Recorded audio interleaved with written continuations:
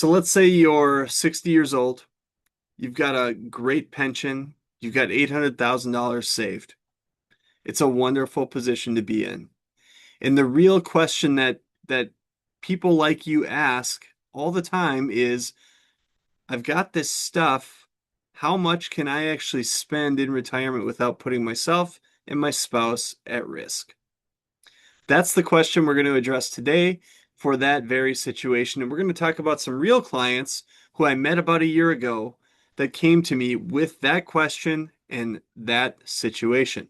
So I'm going to introduce you to them today. I'm going to introduce you to George and Martha Washington, not their real names, of course. I wish I had a founding father as a client, but I'm not old enough. So let's get started here. So, George and Martha came to me. George is a union tradesman. He has been for his entire career. His knees were hurting, his back was hurting. He was like, I got to get out of this. I got to be done so I can at least enjoy a part of my retirement before my body falls apart. These are his words, not mine.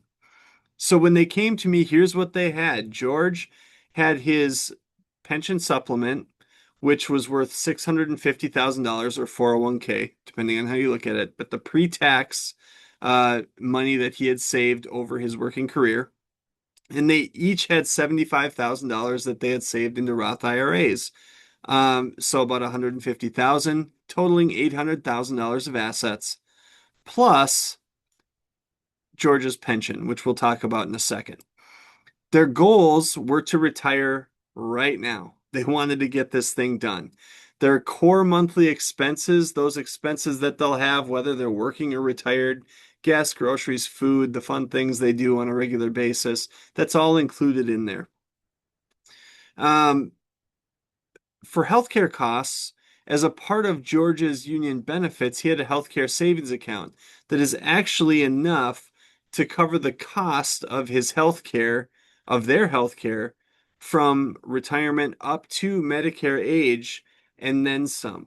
And they had some extra money set aside that they were going to use for deductibles and whatnot if they had to. Other than that, other than feeling like his body was falling apart, George is actually a really healthy guy.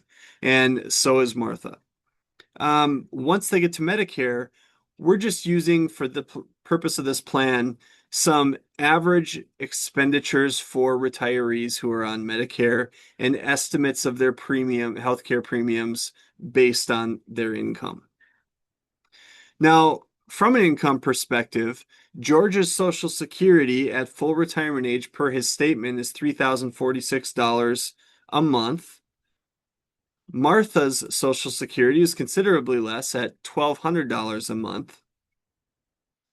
And George's pension on the 100% joint and survivor benefit is $45,000 a year. It's a great pension, which just means that he gets 45 grand a year. When he dies, Martha continues to get 45 grand a year for the rest of their life. That's the option they were looking at taking. And one of the questions they had is what was the best way to deal with that pension? But their primary question was, how can we, or how much can we actually spend without risking screwing this whole thing up? It's a great question, and I'm glad they were asking it. So we're going to jump into their plan, and here's what we're going to do. We're going to look at the baseline. If they were just going to live life as they had been, not doing all the extra things, just living life, what does that plan look like? And then we're going to talk about a few of the different levers that we pulled and can pull to figure out how much are they actually eligible to spend without screwing things up. So we're going to go right to their retirement tab here. And we're going to start with this probability of success. And I really think it's important that we talk about what this means. So for most people, let's talk about what it is first. Basically, this takes all the inputs we've put into the system relative to their investments, relative to their income, and everything, all the assumptions we've made for inflation and all those things. In this system runs 1,000 different scenarios, all different market conditions, good markets, bad markets, everything in between. And what it looks at is in how many of those scenarios did they end their plan or pass away at the end of retirement with money left over. And in this case, it was 100% with these parameters. Now, most people would look at this and say, gosh, well, yeah, we want to have 100% probability of success because it sounds great. Of course, nothing in life or finance is guaranteed, but that's what people would think or would tend to think. But I'm going to tell you 100% is not our goal when we're trying to figure out maximum spending capacity for a couple in retirement. So, to illustrate this, I want you to think about it like this. If you're driving down the middle of the road and there's a ditch on either side of the road, financially, one ditch is that ditch of running out of money while you're still living. So, starting to bounce checks in the middle of retirement. On the other ditch is dying with a mattress stuffed full of money that you otherwise could have spent and enjoyed throughout your retirement. Well, this 100% probability of success really has you veering toward the ditch of underspending what you could have actually spent in retirement. And when this starts to get lower, that's us veering toward that ditch of running out of assets in retirement. Now, I'll mention that doesn't mean you run out of income because they still have their Social Security, they still have the pension. It just means that they've run out of assets to create more income with. So, what's our goal here? Our goal, the middle of the road that we're trying to drive down to stay between those ditches, has this number at about 80%. So, somewhere around 80%. And what that does is kind of give us, I look at this like a speedometer. So, if we can get at that 80% number, as we go down, if things go on in the markets or the environment changes, and now this starts to creep down to 70% and below, what that tells us is, hey, it may be time to temporarily tighten the belt a little bit to get this back to that 80 number. But on the other hand, if we're veering toward that ditch of leaving a whole bunch of money behind that we could have otherwise spent and enjoyed, when this starts to creep up to that 90% and above, it's telling us, hey, maybe now it's time to loosen the reins a little bit and give us permission to spend a little bit more. So we're going to use that 80% number as our bogey here for driving down the middle of that road and avoiding those two ditches. Now this dial on the right is going to give us our status quo, our spending $5,000 a month plus whatever we're spending on healthcare. George's pension being a joint and survivor pension, and all these other variables we'll talk about are going to stay the same on this right side. This left side is going to reflect the changes that we're talking about. So let's get started and talk about how much can we spend. And we're going to pull a few of these levers one at a time just to give us an idea of how much they could actually spend. And then at the end, we're going to talk about what they actually ended up doing and what their plan looks like today. The first lever we're going to pull is just saying, what would it take with the status quo to bring us to that 80% and get us right in the middle of the road? So I know that based on these parameters, they could actually be spending about $6,500 a month, and that gets them really close to that 80% number. So we've already gotten some indication that they can spend more than that $5,000 a month, and just that 100% probability in the beginning told us that. But now let's actually get into pulling some of these actual planning levers that we can use. So first, we're going to talk about the way they're spending money in retirement. And currently, this is set with an inflation-adjusted strategy. So if you've heard of things like the 4% rule, those are based on the premise that a person gets into retirement, picks an amount of money they're going to spend, and then inflates that amount of money to keep up with the inflation rate every single year for the rest of their life. Now, here's the thing. Experience and research has taught us that that is not how people spend money in retirement. In fact, it's significantly different than how people spend money in retirement. For most people, the early years are when they're doing the most of their lifestyle spending. So they're spending more in the early years. And then as they get older, they start to slow down. And naturally, their lifestyle spending starts to slow down. Maybe they don't want to travel. In George's case here, he told me, he's like, I think I got about 10 good years of retirement here before I really have to slow down and my body falls apart.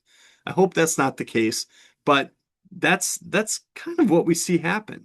So this reflects that we're spending more in the beginning.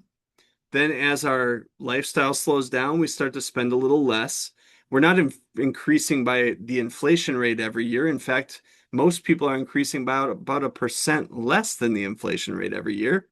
And then toward the end of retirement, when healthcare expenses kick in and we start to need more medical attention, those expenses come back up. And they call that the retirement spending smile because it looks like a smile when you look at the chart of how spending goes over retirement. So we're going to start by just shifting to a strategy that reflects real life, retirement spending smile. And what we'll see here is when we do that, this kicks right back up to 100% at $6,500 a month. So what increase can we take just by changing the way we think about how we're spending money? And that number brings us to about $7,450 a month to get us back away from that ditch into the middle of the road. So that's the first lever. So we're already at this point where above their regular core expenses, they could, for the rest of their life, be spending $2,450 more a month with pretty good odds that it works out well for them. So let's talk about the second lever.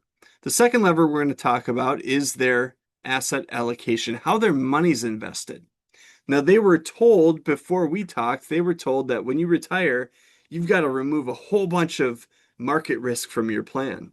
So they were thinking and they were planning on taking an investment allocation that by all normal standards is very conservative. And that's how they had things when we first talked.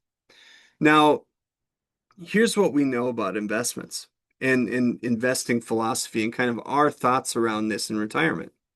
We know that there's two really big risks that we have to think about. One is market fluctuation. So as you all know, if you watch the news, you can't get enough of it. But the market moves. The market doesn't just go up in a straight line, it fluctuates.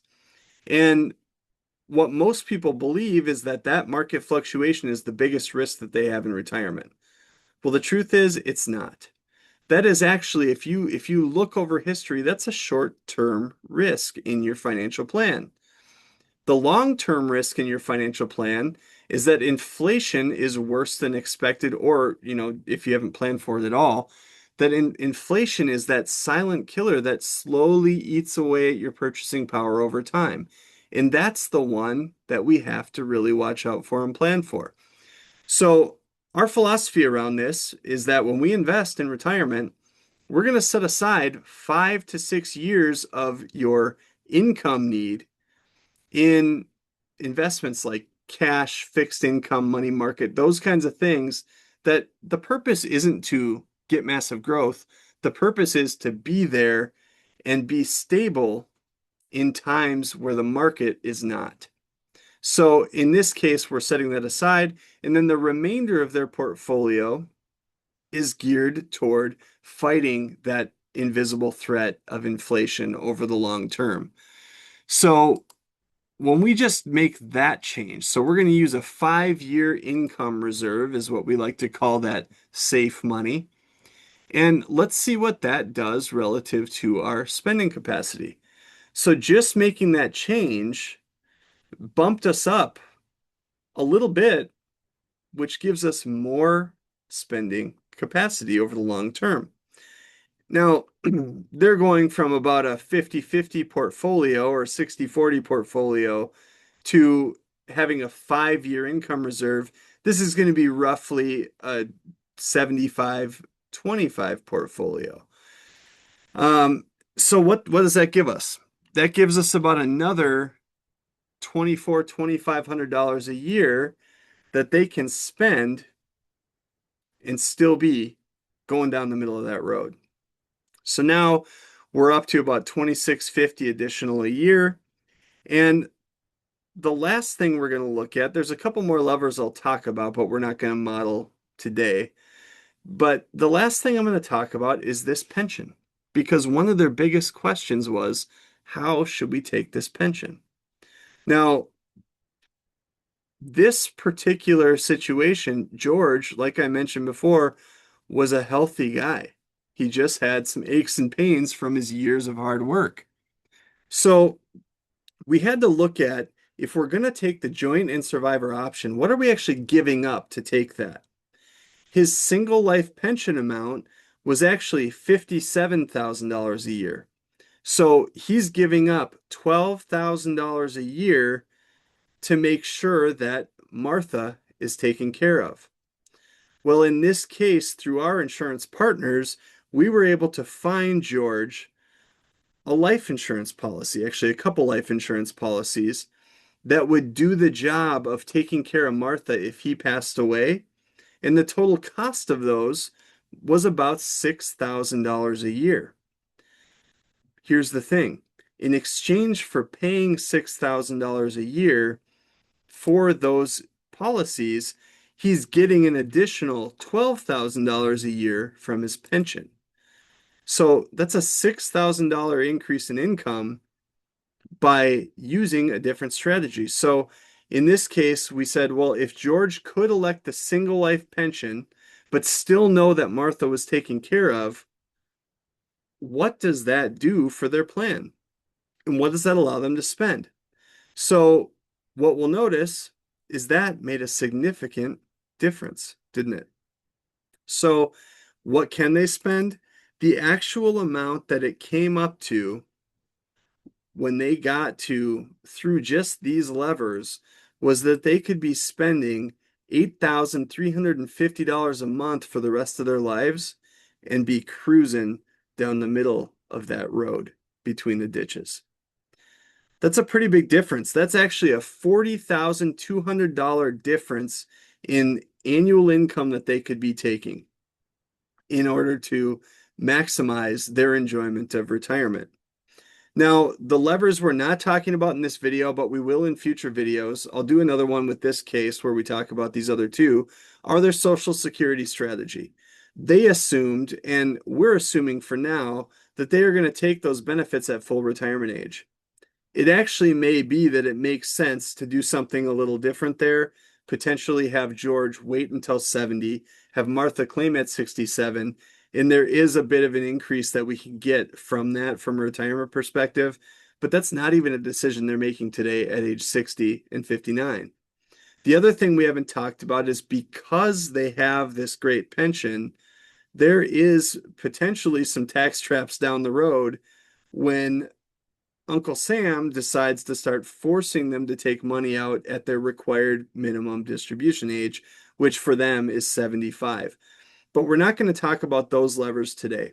I want to just make sure I get to what they actually decided.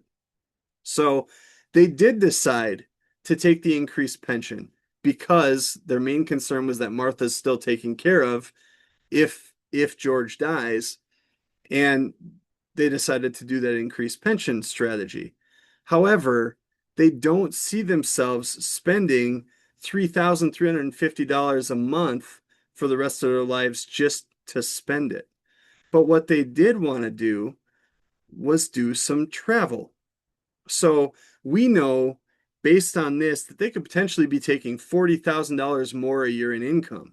Well, they're not going to do that. What they actually settled on was they're going to take $5,500 a month as their kind of bogey budget number. So that gives them an extra $6,000 a year that is outside of their normal core expenses that they've built their life around.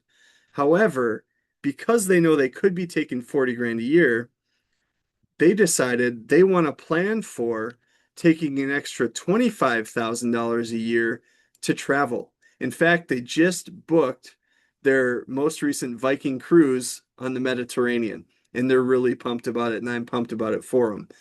But they're not going to do this forever, so they said, what if we spend that $25,000 for about 10 years? Because that's how long George thinks he's going to be able to realistically do this travel and everything that's required physically in that. So here's what happened. Their plan is still at 100% probability. They are still likely in this scenario to leave money on the table and or money that they could have otherwise spent and enjoyed because their legacy goals are not to leave a bunch of money to their kids.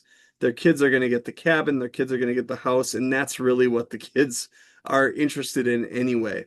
So they are going to have flexibility to spend more money if they choose to, but for now they're living the life they want. They're doing all the travel they want. They're playing the golf they want. They're going fishing whenever they want. They're going hunting whenever they want, and their plan feels solid. And that is the entire purpose of retirement.